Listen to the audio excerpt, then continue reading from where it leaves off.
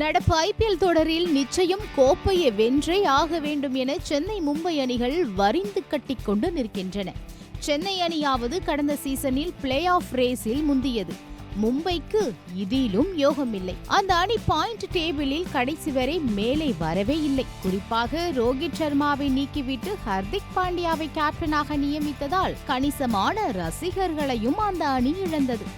இதனால் இந்த IPL season வாழ்வா சாவா என்பது போல மும்பை அணிக்கு சோதனையாகத்தான் இருக்கும் போல. அந்த அணியின் நட்சத்திர ஆட்டக்காரர் பும்ரா சாம்பியன்ஸ் டிராபி தொடரில் இருந்து விலகி இருக்கிறார். இதனால் நிச்சயம் மீண்டும் ஃபிட்னஸ் எட்டும் வரை அவர் கிரிக்கெட் ஆடமாட்டார். மும்பைக்கு இது மிகுந்த பின்னடைவை ஏற்படுத்தும். இந்த நிலையில் மேலும் ஒரு சோதனையாக 18 வயது ஆப்கானிஸ்தான் வீரர் அல்லா ஹசன்பர் காயத்தால் சாம்பியன்ஸ் டிராபி தொடரில் இருந்து வெளியேறி உள்ளார். அவர் மீண்டு வருவதற்கு நாட்கள் எடுக்கும் என்று தெரிகிறது. மெகா ஏலத்தில் மும்பை இந்தியன்ஸ் அணி இவரை 4.8 கோடி ரூபாய் கொடுத்து ஏலத்தில் எடுத்திருந்தது.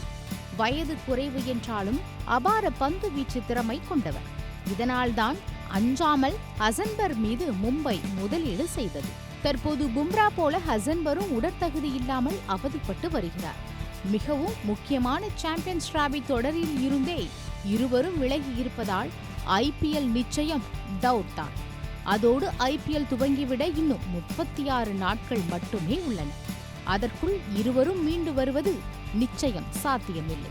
எனவே மும்பை இந்தியன்ஸ் அணிக்கு இந்த ஐபிஎல் தொடர் ஆரம்பமே பின்னடைவை ஏற்படுத்தி இருக்கிறது.